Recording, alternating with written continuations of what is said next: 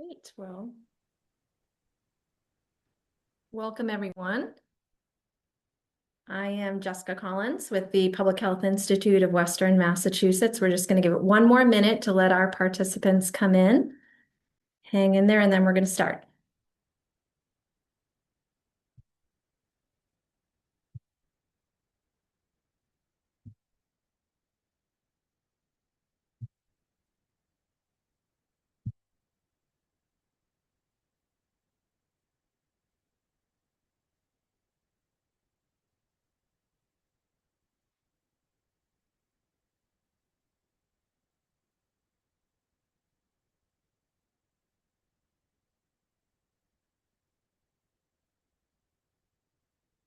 All right. I think we've got some critical mass. So thank you everyone for joining us.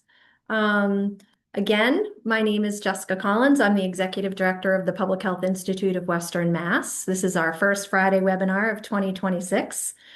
We have a very exciting panel of speakers, and we hope this will be an informative hour for all of us. And this webinar is The Odds Are Changing: Online Casino Gambling and the Rising Risk of Harm. Gambling has been legal in Massachusetts for decades, and online sports betting became legal in Massachusetts in 2023. And now the legislature is considering a bill, H4431, to legalize internet casino gambling, also known as iGambling or iGaming. What would more options for 24/7 gambling mean to the public health of our communities? Our speakers today to help us work through that are Victor Ortiz from the Massachusetts Department of Public Health Office of Problem Gambling, Mark Gottlieb of Northeastern Law's Public Health Advocacy Institute, Representative Lindsay Sabadosa, and our very own Samantha Hamilton here at the Public Health Institute of Western Mass. And if you would like to find their bios, you can find them on our website. Housekeeping details today. We are recording this webinar. The recording and materials will be emailed to registrants and posted on our website.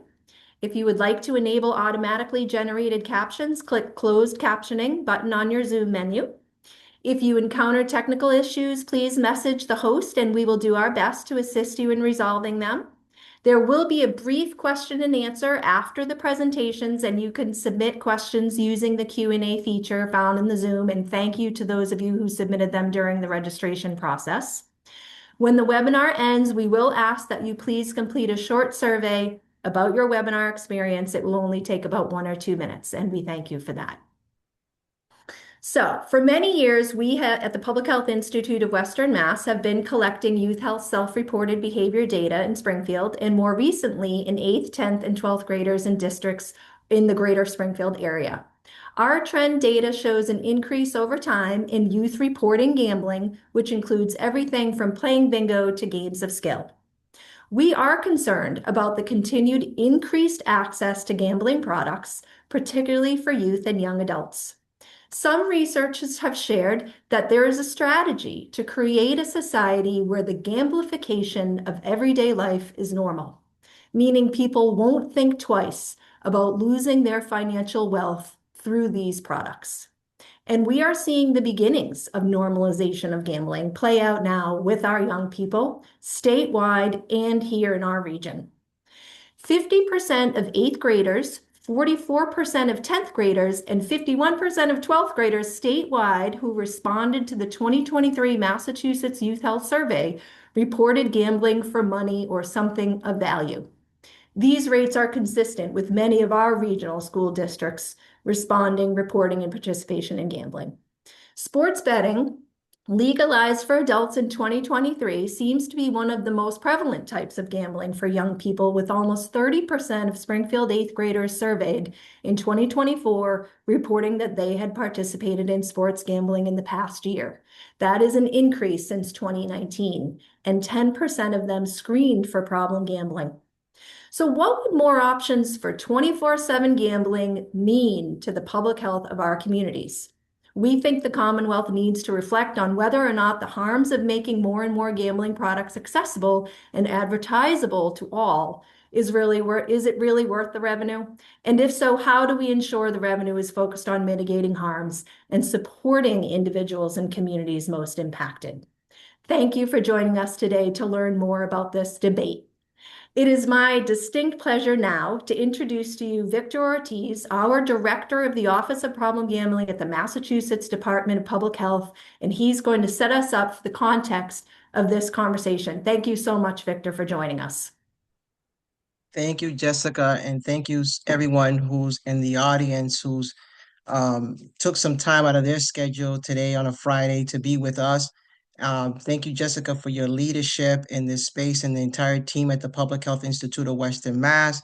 And I just want to say that in full disclosure that while the department does not take a position on any pending legislation, we do support the voice of our advocacy organizations and our community-based organizations in exercising their voice as it relates to not only this issue, but multiple public health issues. And so it is an honor to be invited and to be part of this conversation. And thank you once again for creating space for this conversation. So let me start by talking about the mission and vision. If we can go to the next slide of the Department of Public Health, it is rooted in our vision and mission at the Department of Public Health. The central belief that we believe that every resident of the Commonwealth has a right to optimal health and well-being. And while we believe that, we understand that many residents, specific groups of folks, experience different challenges in their path to health and wellness. And our Office of Problem Gambling Services is our vision is built on the vision and mission of the Department of Public Health. We can share the next slide. In our vision specifically, you see that we believe strongly on some really key principles. One, that all of our strategies must be comprehensive and integrated.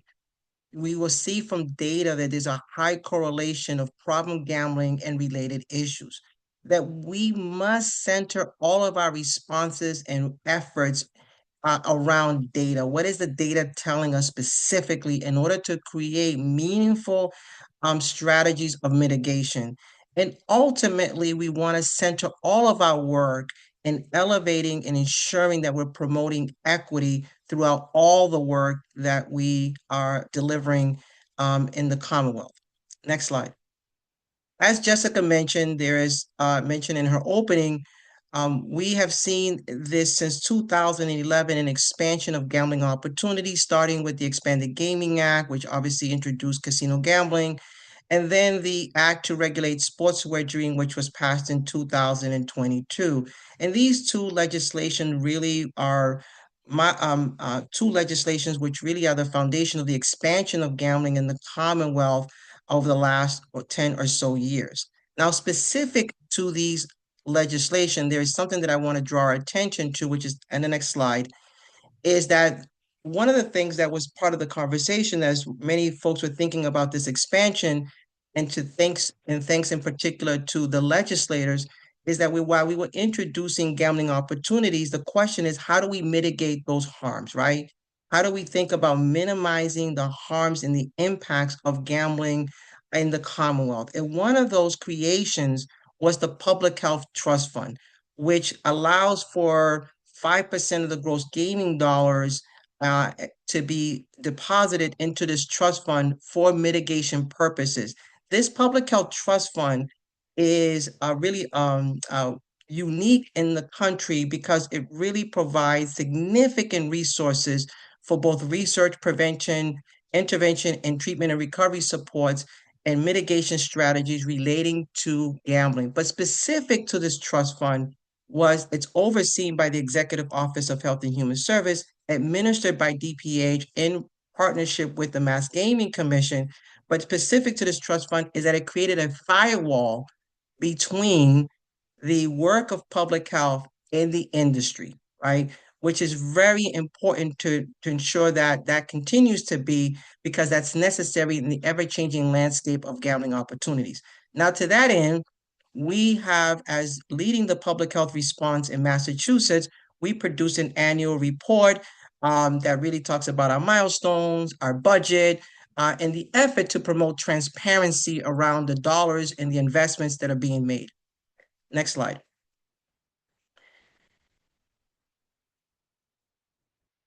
We can get there, thank you. So when we think about, if we think about problem gambling, first, if we could just set the stage, let's take a step back to take two steps forward. If we think about problem gambling and its definition, we see that the definition of problem gambling is defined as governed by a complex set of interrelating factors, causes, and determinants, right? Which is really telling us that gambling does not live alone, nor does it travel alone. So when we think about gambling, we must think about gambling not in isolation, not as a single episode, but really about what is the intersectionality of gambling and those experiences, and what is it connected to, and what are the drivers, right? And so we know that in public health, that the social determinants of health, these are the conditions that people are born, where they grow, and where they live, are really responsible for 95% of health outcomes. What we know about problem gambling, for example, is that the two leading risk factors that transition people from recreational to problematic stages of gambling is low education attainment and low economic status, right? And so what we must think about when we think about this issue of gambling and problem gambling, we must take our lens from this very narrow perspective, only looking at gambling, and really think about the totality of health relating factors that really play a role in influencing gambling behavior, right? In order to develop meaningful mitigation. Next slide.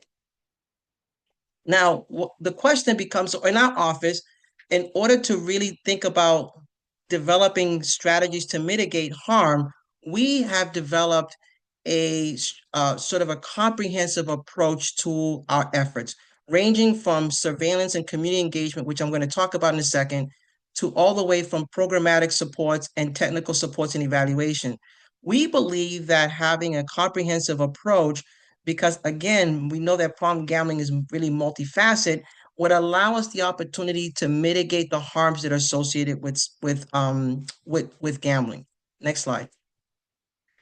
The question that I get asked all the time from various people all over the country and in some parts of the world is, our approach in Massachusetts is very different than any other approaches. Most approaches that exist in this space is on this ideology of responsible gambling. And while that can be debated around its effectiveness and its limitations and things of that nature, we take a different approach. Our approach is, we take a public health approach to this issue. And the question that I get asked all the time, again, from people all over the country and all over the world, is why and how come, right? And so when we think about public health, is that it encourages a shift from the just narrow focus of just individual gamblers to a broader thinking about the social settings, which include, different factors, because it's rooted in the definition of gambling, of problem gambling. And it allows us to think about really comprehensive strategies for mitigation. We also know that a one size fits all, according to research, is ineffective, right? We must think about comprehensive and integrative strategies. For example, we know that over 98% of individuals who experience a problem with gambling experience a pre-existing mental health and substance use issue, right? Again, the issue of problem gambling or gambling disorder does not live alone, nor does it travel alone, right? And so these are issues, when we think about the totality of the harms, they really bring a significant sort of perspective when we think about that. Next slide. Now, to that perspective, when we think about uh, public health, one of the pillars or cornerstones of public health is data, right? And so it was surprising, not surprising to me, but surprising to many, that currently right now there is no surveillance system of problem gambling or gambling disorder in the country. In other words, when you think about any public health issue, whether we're talking about HIV, substance abuse, whatever the case, you have systems of surveillance that monitor the impacts. Who's being impacted, where they're being impacted. This is missing in the field of gambling. There is no system of surveillance. Well, I'm happy to report that the Department of Public Health recently took on, since 2023, have been working towards developing the first ever system of surveillance, so that we can really understand what's really happening, who's being impacted, where they're being impacted, and that data becomes accessible and available in real time, right? So that we can then take that data, as we do in public health, and then really develop mitigation strategies in real times to mitigate the harms associated with what we're seeing in the data. That is what we're aspiring to in what we develop, what is called a data to action framework that really is the pillar to that new initiative that we have taken on here at the department. Now, let me go into some data aspects. I know that I'm limited for time and I really want to get into some of the data. Next slide. So we know that in Massachusetts, that since 2023, that over 46% and 48% of both middle school and high school students have gambled within the last year. Now, I want to draw your attention that this prevalence rate of both middle school and high school students have been consistent for 10 years, right? But key to this data is that this was before sports betting, all right? So we have already the data at the department as a baseline that's going to tell us as we then repeat these surveillance activities, we're going to see this demographic, we're going to see the shifts and report that out to the general public to see that. But we have the foundation. Now let's dig a little deeper into this data. Next slide. We know that when we think about substance abuse, when we take a deeper dive, remember one of the things, like as I mentioned, we need to think about gambling not as an isolated issue, but the interconnectedness of problem gambling and related issues. So let's look at substance abuse.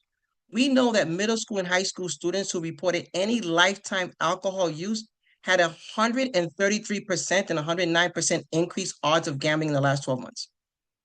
We know that both middle school and high school students who reported any lifetime use, any lifetime drug use had 104% and 37% increased odds of gambling in the last 12 months, right? Next slide.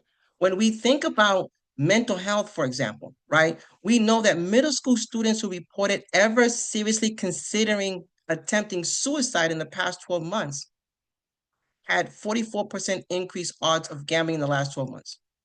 Right? We can go into violence. It's the same.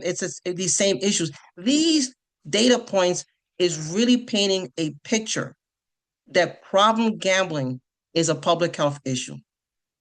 And a public health issue requires public health strategies, right? And so we are committed at the department to really continue to expand our work in surveillance. And as part of that work, let me just say here publicly that we just recently announced a new initiative called the Research Education Collaborative, which is an over $1 million investment that will be part of our new division on research and data that will continue to work out and produce data as a really critical point to the Commonwealth in order to understand the realities and what's happening in regards to the issue of gambling. And that is a really missing component in all of this work. Because oftentimes people are giving opinions and perspective, which is fine, but it is data that drives us to understand what's really happening and what's really going on. And guys, I want to apologize in advance because I have the dog barking. I should have said that and beforehand, but I'm sorry about that. Next slide. So now let me just wrap up by talking about some of the programs. You know, we make significant investments in prevention. Again, our role is to mitigate the harms associated with gambling. And I want to say that we have one of the most comprehensive systems of prevention in the country, right? But I want to share and highlight in the sort of short time that I got. I want to skip to a couple of these programs and then wrap things up. Next slide, please. So one of our programs is called, one of our pillar programs, one of our initial programs is called the Photo Voice Project. And this project is an investment over $1 million that really empowers young people to be change agents in their community and really engage in conversations around gambling, but part of looking at their environment and really raising awareness about the issue of gambling in their community. But the one that I want to highlight is the next one, which is our newest initiative or with youth, and that's investing. It's called the Youth Leaders in Problem Gambling Prevention.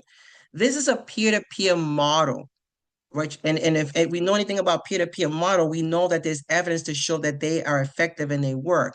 But what's different here in this peer-to-peer model is that for every young person who participates in these programs, right, will get a $5,000 scholarship to go to school, to go to higher education, right? This is about making real investments and using the public health trust fund monies to make investments in young people in communities that would to be able to make and improve their lives in their different settings. And this is an investment of over $2 million.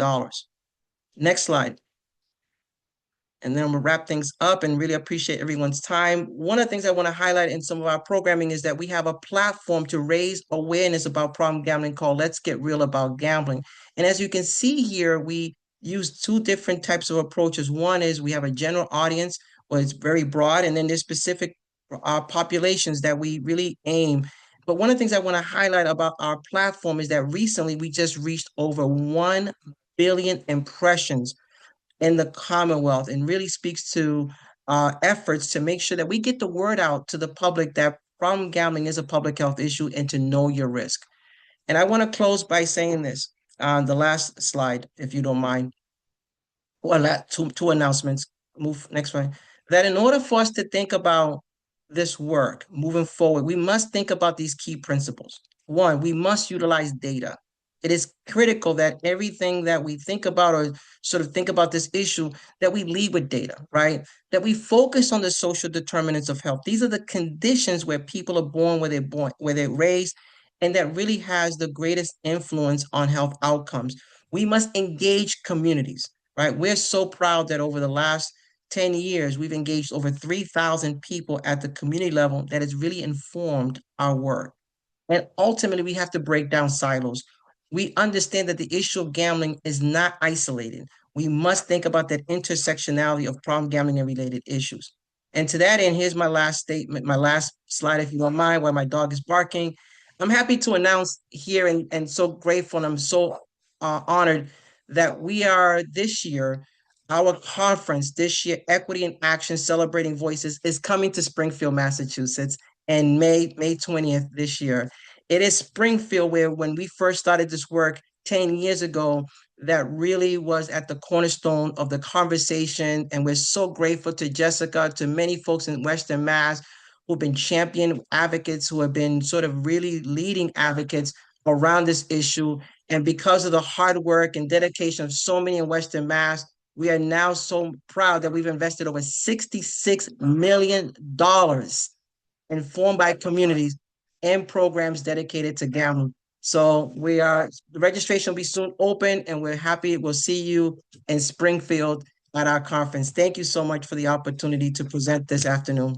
That's great. And Thank once you again, I so much, apologize for the Victor. dog barking. I guess he That's wanted to okay. register and be a part of We can't hear the dog, so don't worry about it. it. Thank you so much, Victor. Thank you for your leadership. As you say, you are leading a way, a methodology of lifting up public health to mitigate problem gambling and protect people who are harmed. And it is unique around the world. So thank you so much for your leadership and for celebrating and supporting Springfield and Western Mass. Next, I would like to introduce Mark Gottlieb. As I said before, the Public Health Advocacy Institute out of Northeastern, and Mark's going to give us sort of a national perspective. So thanks, Mark. Thank you. And hopefully I'm sharing my slides. Great, great.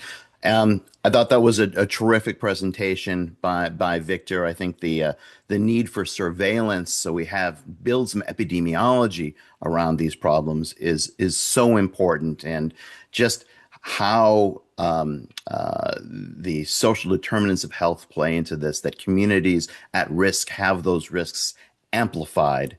The more gambling products are made available is going to be very important to understand as we try to confront this.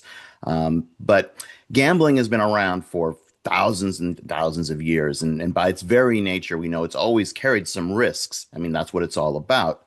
And during the first part of the 20th century, certainly, most gambling activities were illegal. But particularly in the 1980s and 90s, gambling expanded dramatically, and with it, gambling-related harm. Slot machines in particular evolved from being these mechanical games of chance. They were called one-armed bandits because there was a physical lever that one would pull to start the game, And they went from being something like that to these highly designed computer-driven gaming devices that utilize brain science to maximize profits. And there's a really excellent book on this subject, by the way, called Addiction by Design by NYU anthropologist Natasha Dow-Schul, talking about how in Las Vegas it was really transformed by the new designs of electronic slot machines. And the technology used to addict players with electronic gambling has matured very rapidly. And it's really on full display in online casinos, which is the topic at hand here.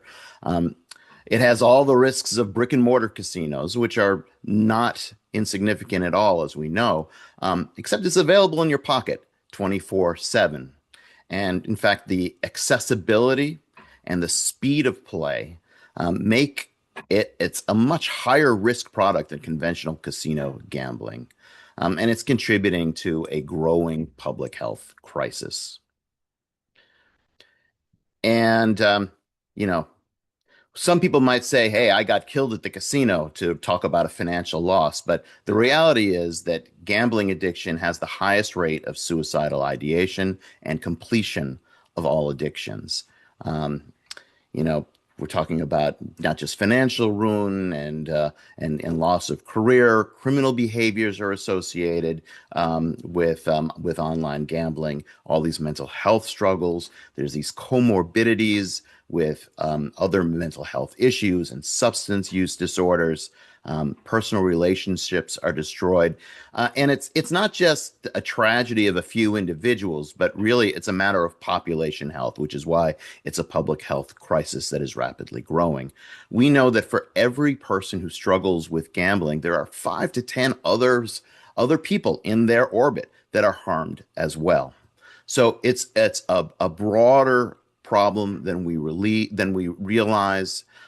It's been long stigmatized, and so people are very reluctant to come forward. It's an invisible addiction, unlike alcoholism and many forms of substance use disorders. You really can't tell when somebody is suffering with a gambling disorder. So you may ask, what is a gambling disorder? It's a real thing. It's a real diagnosis.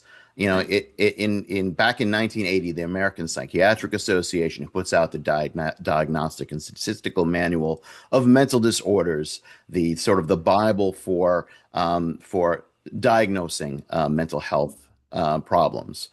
First found that gambling addiction to be an impulse control disorder back in 1980, which is in the same category as like pyromania or kleptomania. So the patient here is suffering from a behavioral disorder related to impulse control. Harry can't stop stealing. They just can't stop it. But move ahead 33 years to 2013, and in the fifth edition of the APA's Diagnostic and Statistical Manual, it's found to be an addictive product just like heroin, opioids, tobacco, alcohol, and cocaine. And in fact, it's the only addiction that does not involve a substance or chemical entering the body that is in the DSM.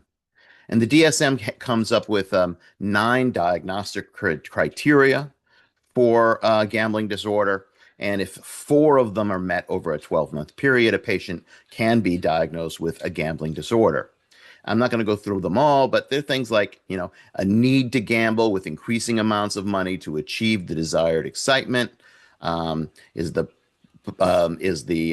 patient restless or irritable when attempting to cut down or stop gambling? Have they made repeated unsuccessful efforts to control or cut back or stop gambling? Are they preoccupied with gambling? And one of them, I think it's the 6th, is after losing money gambling, are they frequently returning to try to get even, to chase their losses? These are some of the 9 criteria of gambling disorder. And so online casino gambling has been growing sort of regionally, and we find ourselves in Massachusetts in one of those regions that has experienced a growth in online casino gambling. There's only 7 states so far that have approved it. But we have Connecticut and Rhode Island very close by. And so now it tends to, if one state is doing it, the argument to legislatures is that, well, why should we let our people's money go to another state's revenues? And by the way, when we're talking about revenues from gambling, we're just referring to losses. All revenue is generated from the losses of the public. So the question is Massachusetts next? And what does it even look like? What is an online casino? Well, we have examples from these 7 states. And, we've all heard about FanDuel and DraftKings in the context of sports gambling. These same companies operate online casinos and are market leaders in those areas. So this is kind of what you would look like, what would look like on a screen for FanDuel. They look like what? They look like video games. They look like fun video games that might be, entertaining for a kid or an adult. They're either slots or table games, and Fly X, Huff, and lots of Puff is a slot machine, an electronic slot machine. And here's a sports themed blackjack game. There's World of Wonka. That couldn't possibly appeal to youth, could it? This is what these games look like. Not when you're playing them. These are all from FanDuel. There's DraftKings has their own online casino. The Rocket game is one that has caused a great deal of harm to a lot of users. You keep putting money on a rocket that is taking off, and it's going to eventually explode, right? And you need to basically get off before it explodes, and you can just have it do it automatically. It's very addictive games that they've devised and carefully designed to deliver precise amounts of dopamine to keep people engaged. And of course, they've got their multi-hand blackjack. I don't know if people have played much blackjack. It gets more challenging if you try to play 2 hands at once, say, or maybe 3 hands at once. And I have a little piece of a infomercial from DraftKings Casino, which I hope will play. Let me know if not. I'll reshare it with sound. I think I clicked for sound, but let's see. This is just a little segment from their infomercial that they ran in Pennsylvania, which has online casinos, about the multi-hand blackjack game. Sitting on my couch watching TV and there's like a commercial break. I'm glad you asked here. I think you'd love DraftKings' best in market multi-hand blackjack. They built a multi-hand blackjack game that is better than anything else out there because they know people want to play more hands faster, right? While most multi-hand games let you play 3 to 5 hands of blackjack at once, DraftKings Casino created a multi-hand blackjack game that deals out up to 7 hands at once. So when you're watching TV and it's a commercial break, you can play more hands faster and easier than anywhere else. I used to go to the places to bet with the app. You get it done whenever you want. If I'm in bed, I'm with my wife hanging out. Hey, 11 o'clock. Oh, to me, $100. I'm in. So I love it. So let's be clear. Playing 7 hands of blackjack at once in bed is a pretty clear sign that a person is struggling with gambling. That's what these products are designed for. They're designed to extract as much money as possible from people who are struggling with these products. These are not this is not recreational entertainment to play 7 hands of blackjack at once. It's a high dosage of dopamine that's needed to maintain an addiction. So here are some more games. They look just like the online casino games from FanDuel and DraftKings I was showing you a moment ago. Um, but these aren't online casino games. These are online state lottery games. And in August of 2024, the Massachusetts legislature approved the online lottery, and it's set to be rolled out later this year. And while I think many people believed it was simply about making it easier to buy lottery tickets, from your phone, what they call electronic scratch tickets are basically the same as online slot machines that we were seeing. So, one way or another, this form of gambling is coming to Massachusetts. And so it's something we're going to have to um, be aware of and address, whether it's through the what they call the iLottery or online casino, if that legislative initiative does pass. Thanks. Thank you so much, Mark. And I really appreciate you showing what this looks like, especially, I don't know, for parents in the audience who have kids at home and we're not exactly sure what are these products and what are we supposed to be looking for. So thank you so much for that overview and the education and information. I really appreciate your perspective.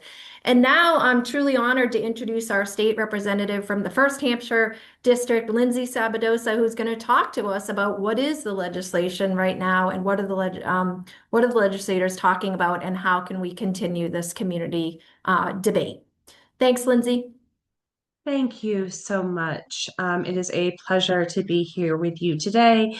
And I'm very grateful to have had the opportunity to hear both Director Ortiz and Dr. Gottlieb speak. I've learned a great deal already, and I'm sure the other participants have.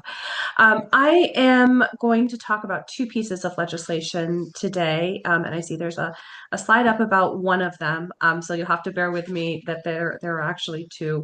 The first is S302, an act addressing economic, health, and social harms caused by sports betting. This is not my piece of legislation. This is legislation filed by Senator Keenan.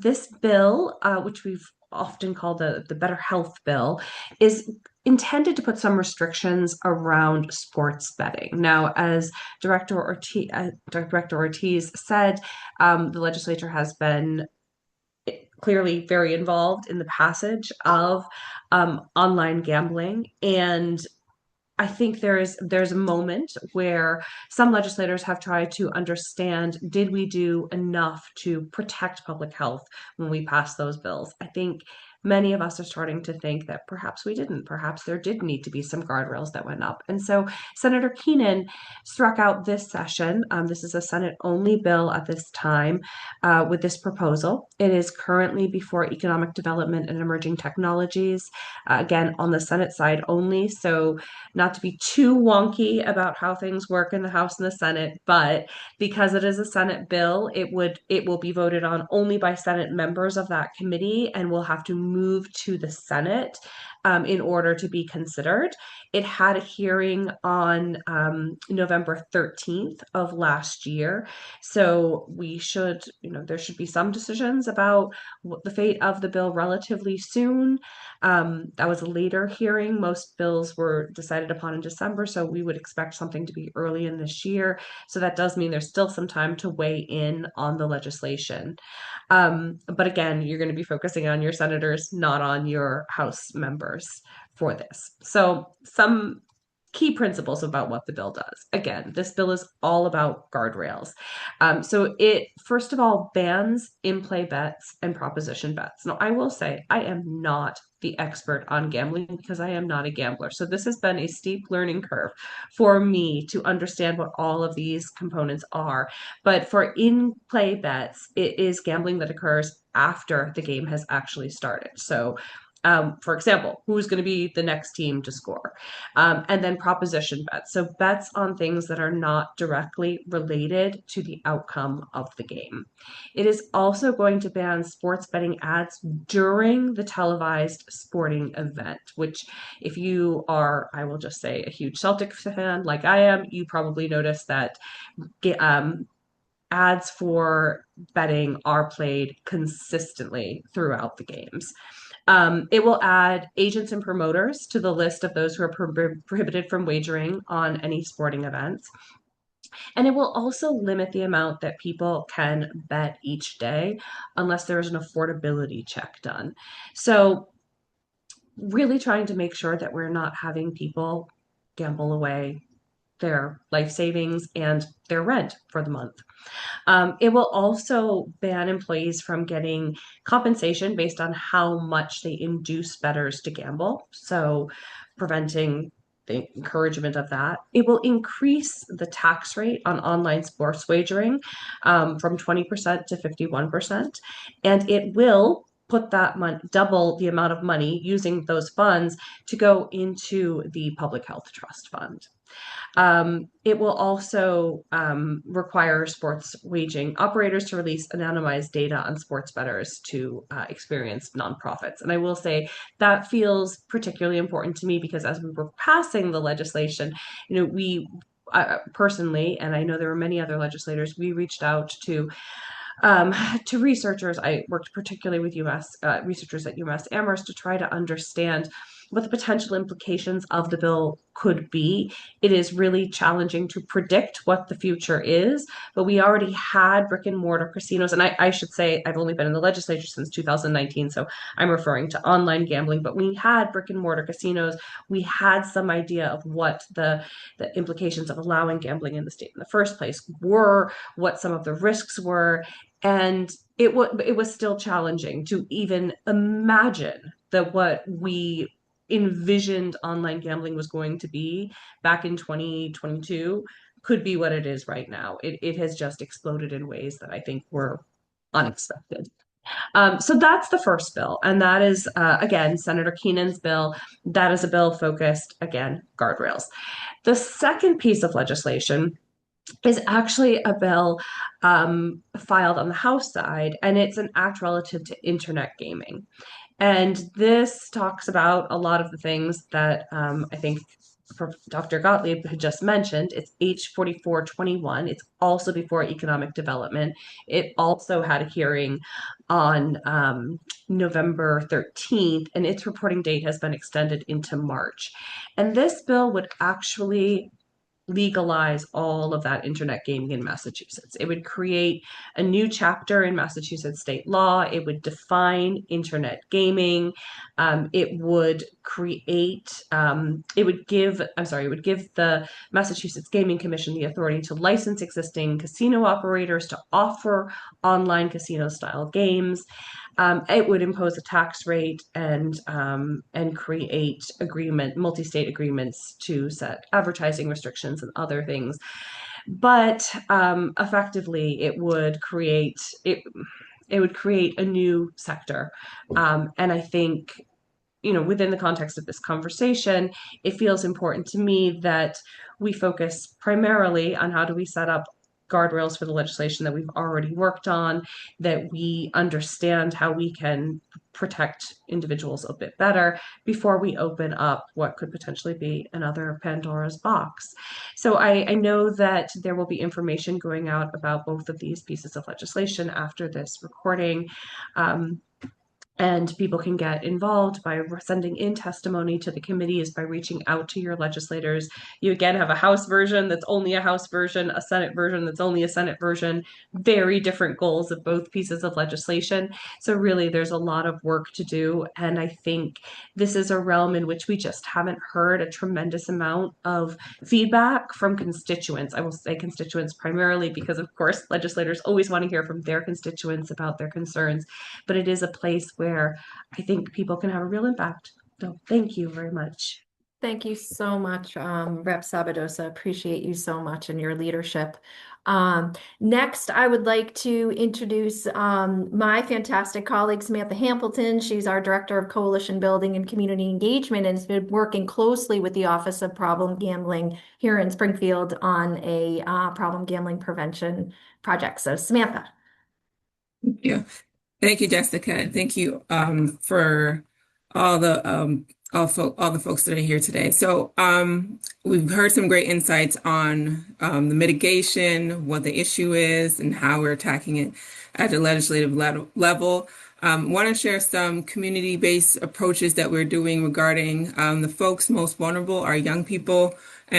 So our work with problem gambling prevention started with the onset of the coming of the MGM casino. So our community was already concerned about what that impact would be for our residents, for our youth, for our families. So we did a comprehensive assessment and study under the Public Health Institute and came up with an understanding that one of the harms, not the only harms, for our community was youth mental health.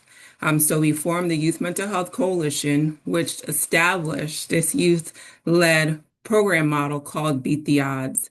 So as you can see, Beat the Odds is a beautiful framework designed by my colleague Tiffany Rufino and our coalitions and our advisory committee to help frame what we can do in a protective manner to safeguard our young people from the future impediment decisions related to gambling, whether it was the casino one year, now sports betting the next, now iGaming. It's all going to trickle down to how can we protect our young people from these harms.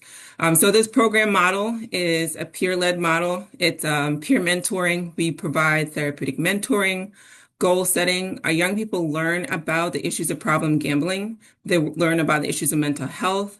They build their life skills. They participate in community service events and projects, professional development, and they have access to resources and information about problem gambling as well as mental health to help them thrive and grow. We also work with them to build their leadership skills. So from our work, we've learned that our BTO youth have shown an increase in their knowledge and understanding of the cause of gambling. As folks have shared, it's not just gambling itself, it's all that comes with it, like those social determinant of health factors. They report they're more comfortable talking about problem gambling risk with others. This previous year, our youth reported that 45% reported that they've led a conversation about the risk of gambling compared to last year where we had 28% of young people reported that they were comfortable in those spaces of having those conversations. This work spans not just for the youth, but to the household. So our parents, who we also get feedback on, share that they all reported that their youth are learning about problem gambling, and 68% reported that they themselves have learned about problem gambling from conversations with their youth. So the message is coming home. So it's super important that our young people are taking it on, but also bringing it back home to their family to have further conversation on what problem gambling behaviors look like. So our work is for supporting our youth and families so that they have the resources they need to address these impending issues related to problem gambling behavior. And the BTO model, it is a wonderful framework that is kind of lifting up youth leadership, civic engagement, and all types of efforts of protective factors for our young people. So as Jessica mentioned in the beginning, I'm going to pass it back to her. Is it worth the revenue? That was a key important step. If it's not worth it when our young people are being harmed at this level. So thank y'all. And if you have any questions I'm happy to answer. Okay, thank you so much. Wow, so many thoughts. What a great panel of information. I want to start with some of the questions that had come in through the registration process. And I also just wanted to call out, the layering of products. So if you have the presence of a physical casino in your community, then the online sports betting, now potentially internet gambling, that's a lot of access, for more so for some communities than others. And Mark, I wanted to ask, in other states across the country where there may have been litigation or, how are we holding the industry accountable? What are states doing about advertising towards young people, and how do you kind of set regulations that work? At this point, Jessica, there are very few of those kinds of guardrails that are in place. I mean, in here in Massachusetts, we have maybe one of the best examples of an active gaming commission that has set out regulations to try to reduce deceptive advertising and particular types of predatory behavior. But I think it's just scratching the surface, and there's so much more to be done. I mean, there is litigation. My organization has represents a class in Massachusetts taking on one of the platforms for deceptive marketing. There's several class actions around the country as well. There's probably going to be a lot of litigation around this. And then one of the reasons for that is because the regulatory guardrails are not yet in place. And hopefully we'll see more of that. I think the Better Health Act that Representative Sabadosa described would be a great start in Massachusetts. There's a federal bill as well, called the Safe Bet Act that is pending, but who knows what's going to happen in Washington these days. So we're just at the very early stages of taking on something that has grown into a major public health issue just very, very quickly. Okay, thank you. And with that, I guess I'll go back to you, Rep. Sabadosa. Can you give us the pulse of where do you think the legislators stand on this at this point in time? Well, I mean, I will say, is probably a surprise to no one, that legislation in Massachusetts can move very slowly unless there's a reason for it to move really quickly. So I think the bills that I've mentioned, they're both first time file bills. They're building support in both bodies, and I think members are starting to get educated. I will say it's been useful that there have been really wonderful briefings around them.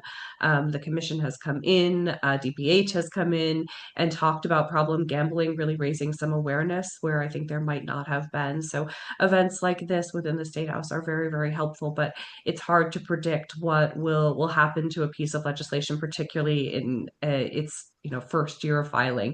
It either goes really quickly or it takes some time to build up that awareness and knowledge. Okay.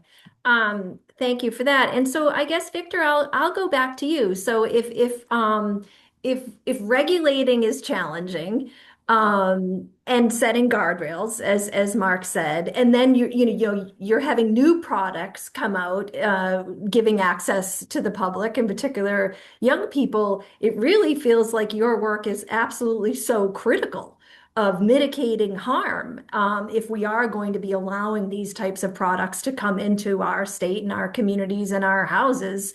So with regard to the Public Health Trust Fund, which seems so critical, how do you see the expansion of your prevention model or mitigation model, using those funds and how critical those funds are?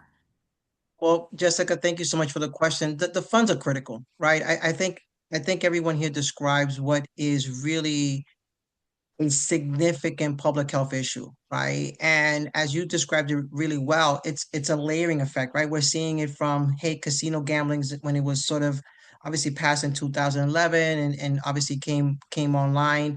And then you talk about sports betting and then all these other products, this continuing expansion. The question becomes is, are we within the trust fund doing enough in order to really deal with what is happening? And I think that while I think there's really great work happening in the trust fund in regards to the investment, I mean, Sam talked about the program that she's leading and others and other investments that we've made throughout the state. But I think the magnitude of the issue requires that we do more, right? And more has to be done. And so preserving the public health trust fund is really one of the key elements, right? Because that creates that firewall between us and the industry. And that is necessary because without that, then you're it's diminishing sort of our opportunity to be able to respond. And part of that new investment that we have made is in the surveillance, right? We have to be able to understand real-time impacts, who's being impacted and where. And that's something that we've committed to really ushering out the first surveillance system of problem gambling in the country, because while there is a lot of concerns, we have to be able to get into the data and the information to really understand what is really happening here. And I think we're starting to We hear it from the community, right? When we engage communities, we hear from parents, we hear from folks who are telling me consistently about their child watching Nickelodeon or channels and advertisement coming up on gambling. I mean, I hear that consistently. Or the child who's on the phones and things of that. We hear this consistently over and over again. So we have a lot of work to do. And that's a fact. But I think that what we have done at the Department of Public Health is that we've built a coalition of providers and supporters and folks who are in the community doing this work. And we need to get more funding to support that work. That's so important. The work that Sam described so well, and so many are doing throughout the country. We need to get behind that and support that even more. Okay, thank you. And there's always this, the money for public health and prevention, and then the money, from private sector industries always feels really out of balance. So thank you so much again for your thoughtfulness. And I guess I would, like to just bring it home for folks in the audience who are parents. Mark, there was a question that came up through the registration that I'll just maybe throw out to you because maybe you've heard of ways and strategies to prevent this. But, minors accessing credit cards and then getting online and engaging with in these industry products. What is happening with regard to like trying to protect youth in particular? Yeah, unfortunately, a lot of the age gating techniques that are used, particularly in for electronic products, are ineffective. I think they're much more effective in person in the brick and mortar casinos. I think they do a very good job. The person has to be there and match the identification that's provided. They have very good protocols for that. Once someone is able to basically authenticate a device that they're using on an account, they can continue to use that device. And so we have seen young people, high school students, middle school students getting access to the online sports books, for example, because they're using an older sibling's or someone else's ID to get that account verified initially, and then they're able to use it. And unfortunately, that can lead to some very high risk situations and harm to those young people. And parents need to, I think, you got to check and see what's on your kids' phones. If they're particularly demonstrating an unusual interest in talking about gambling and talking about sports, that they have to be, if they're kind of obsessed with that, these are warning signs. And it's not just these licensed gambling products that we have. There are what's called sweepstakes products that can be used for age 18, that are a gray market but available online to younger people. And those age verification systems are even less robust.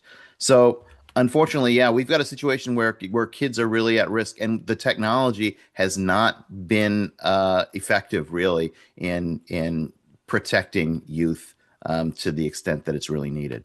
Okay, thank you, Mark. And Victor, I'm going to go back to you because one of the questions was about college age students. So, Oh, 18 to 22, our surveillance, we've been in partnership, as you know, with the Mass Gaming Commission for several years to do youth student survey, mhm, very specific in certain districts.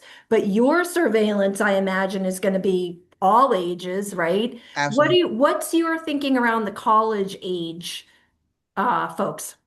That is, let me just say that I've been part of participating in panels in different colleges that I've been invited to over the last year, and spoken to various universities who I've talked to, and there is significant concerns at the university and college levels that they're seeing in a significant uptick in the sort of engagement of young people gambling online, and it's concerning. And they reached out. I've talked to various folks, and I think that when we look at the data, it's going to tell us this the story that we're hearing from folks at the universities and colleges.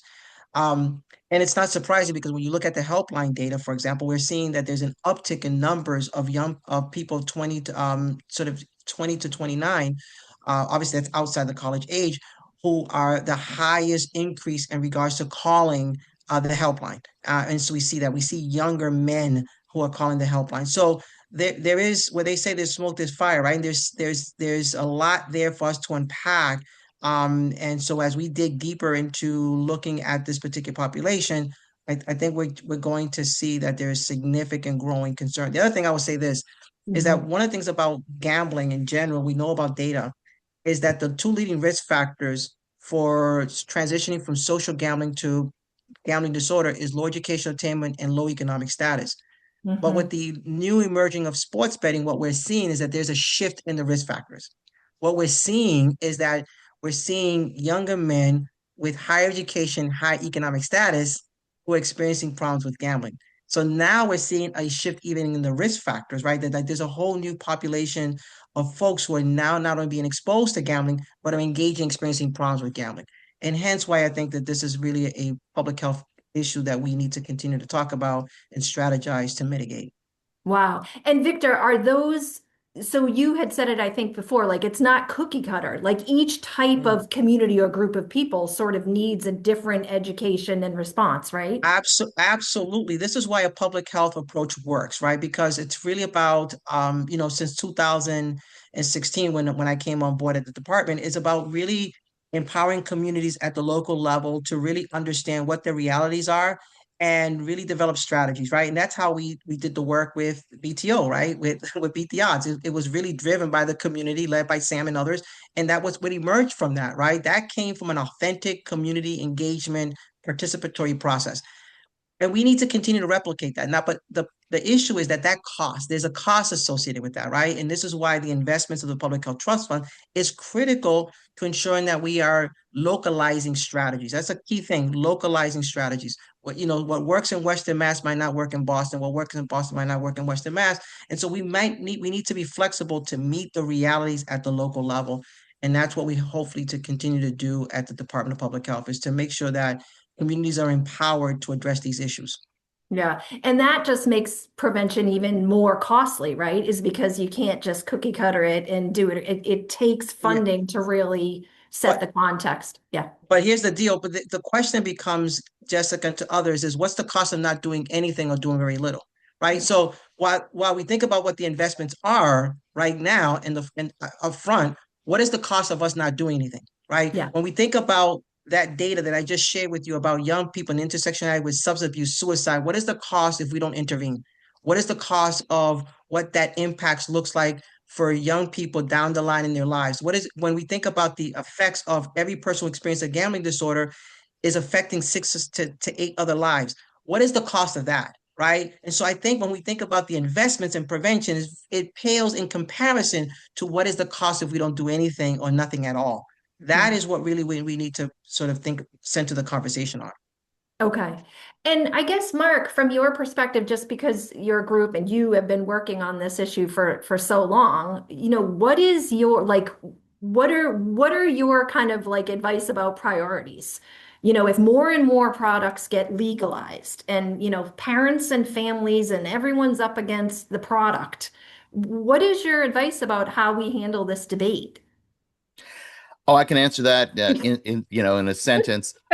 Right. Yeah, I mean it is a very complex problem, and there aren't any, just simple solutions to it. We're not against gambling, and what we want to see is that legalize gambling, whether it's sports gambling, whether it's casino style gambling, whatever it is, if it's online, it's got to be made as safe as it can be. And that usually means slowing it down, making sure that all of the that the age verifications are significantly more robust than they are now. I think the affordability checks that Representative Sabadosa was discussing would be Yeah. very important. You want to be able to minimize the harm to people while allowing these products to provide whatever benefits they can to the Commonwealth and to people who are entertained by them. But they are very high risk products. It's a known addictive product, and it really has to be regulated very thoughtfully and carefully. The education component, the community engagement is all so very important. So it really requires just, it takes a village, shall we say. Yes. All right. Thank you. And I do want to honor our wonderful city councilor, Zaida Govan, has a few questions in the Q&A. I didn't forget you, Zaida. But what resources are there for folks who are addicted to gambling right now? And are there good prevention and treatment options? Victor, I think that is probably you. And then her second question So, is, oh, go so ahead. thank Yeah. thank you to the city councilor and thank you for her work in the city of Springfield. Yes, if you're experiencing any problems with gambling, if you have any questions or concerns, please call the helpline. That's 1-800-327-5050. 1-800-327-5050. Our helpline is designed to be that safety net for both individuals and families in regards to resources, treatment, information. We are actually expanding that helpline to be more encompassed to larger resources because we see that people are calling not just for need of treatment, but need of other resources as well. So that is the safety net. Please call the helpline 1-800-327-5050. That's where you should start if you have any questions or concerns around gambling, yourself or Okay. your loved ones. Thank you so much. And then Zaida's second question, which I don't know, Sam, you might have thoughts on, but just kind of like the first thing that kids get into, right, is social media and games, and which is, very obvious sometimes in a household. But how do we deal with that as sort of like the first step into addictive gambling, which is different than playing a game, a video game?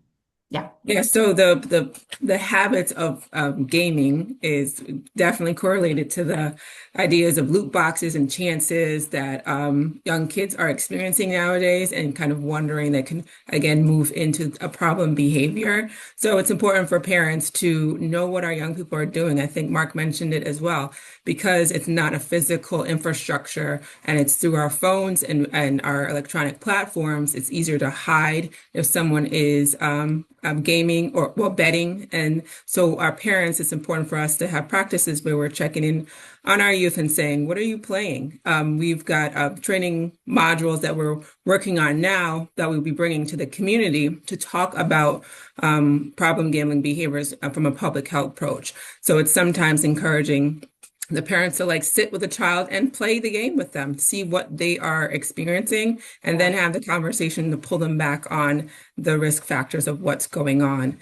We work with great community organizations that do localized parent awareness trainings that we do under the public health approach for this grant. So we'll be hosting some of those in the communities to talk about the risk. So there's resources like Let's Talk Risk that we have from the office, and also tools that helps open up the conversations for parents with their youth, because again, the gaming devices are entertaining, but they do have behavioral habits that correlates to this impulsive control and this repetitive reward feeling and these possible gambling traits as well.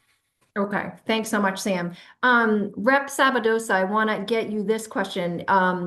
How do elected officials justify expanding online and other gambling? Now, we know you're the one putting forth the better health, but could you take a shot at that? How did we justify doing this in the past? I mean, I think the feeling at the time was really that it was inevitable. And there was a lot of conversation about how if we didn't do it in Massachusetts, people were just gonna, drive over state lines and gamble, that it was something that, people were asking for, that we were gonna lose out on revenue. I mean, that is always important, right? We're gonna lose out on revenue if we don't do this. It's really going to be helpful for the Commonwealth in the end. And at the end of the day, people are gonna gamble whether, they're gonna find a way to do it. And so we should make sure that we're regulating it and allowing that business to happen in Massachusetts. And that was a lot of the conversation. I think, if I could go back, I would have put a lot more guardrails up. But that's just me personally. I'm not sure that I can't speak for any of my other colleagues, but I certainly think that, it would have been more prudent to go a bit slower. Okay, great. Mark, I am going to throw this question to you. Someone said there was a Rutgers Center for Gambling study, gambling prevalence report that found the overall rate of high-risk problem gambling in New Jersey has decreased from 6.3 to 5.6% despite statewide legalized iGaming for the past 10 years and legalized online sports betting. So what do you know of that study? Do you have a response? That's a mouthful. Yeah. So I Yeah. guess what the studies showed that over the last several years, right, there was a decrease in high risk gambling online using online casinos, right, in New Jersey. Um, and it's I think what's interesting is that it was compared to the previous measurement that that was made of um, problematic online gambling behaviors. So it dropped what 0.6 of a percentage point over that time. At that same time, though, there's a 300% increase in the number of people who are online gamblers. Right. So 2/3 of those of those online gamblers now in the second measurement were new to online gambling. So they may not have yet developed those higher risk behaviors. Um, and I think it means that even though the percentage is lower, since there's 3 times as many people doing it, the total number of online gamblers in New Jersey who are demonstrating high risk behaviors has dramatically increased. And unfortunately, New Jersey is a state that already has a problem gambling rate that is 3 times the national average. So I think it's kind of a mixed bag when you look at that study. If you just look at the drop in the percentage, it looks like, well, maybe online gambling's not that bad. But if you look at the whole picture, it's kind of grim. Yeah. Okay, thanks. Victor, I didn't know, if you Yeah, also want to yeah, chime in? I think one of the things that I think is challenging, and hence why we're investing in research and surveillance, is because oftentimes what prevalence studies are important to do, we know that scholars have told us, the prevalence of gambling hasn't changed in 20 years, right? Because I think we continue to look at the prevalence element. We need to be thinking about it from a public health perspective and say, what are the harms, right? Let's look at harms, because I think that's where that's where the conversation needs to go. Because we know that even for mental health and substance abuse, people are in and out of different sort of symptoms that they experience, whether it's substance abuse and mental health, right? Anxiety, depression, you name it. And so gambling is no different. But what we need to take a look at is harm. Let me give you an example. When we took a look at recreational gamblers in Massachusetts, which people say this is the group that is least likely who's going to develop a gambling disorder, that might be true if you're only looking at gambling. But when you look at it from a public health perspective, you see that the vast majority of those individuals who are recreational gamblers were experiencing a higher rate of obesity, drinking heavily, using prescription drugs than the general population, right? And so that is why public health matters. Right? And I think it's about changing our mindset from prevalence to looking at harms, which is really important. Thank you. And I'm going to let that be the closing of the webinar, Victor. That's perfect. This is complex stuff and it's very complex in its response as well. So thank you everyone for joining us. We know we're at time. We would like you to definitely pay attention to that call to action with regard to these 2 pieces of legislation. The Public Health Institute of Western Mass is very much against any iGaming type of legislation for Massachusetts. We are absolutely for the guardrails in Rep. Sabadosa's Better Health. And please learn, educate yourself, tell your community and your families. And also, please take our survey and give us some feedback on this webinar. Thank you all so much. Have a wonderful weekend, and we'll send all the recordings and the materials out next week. Thank you.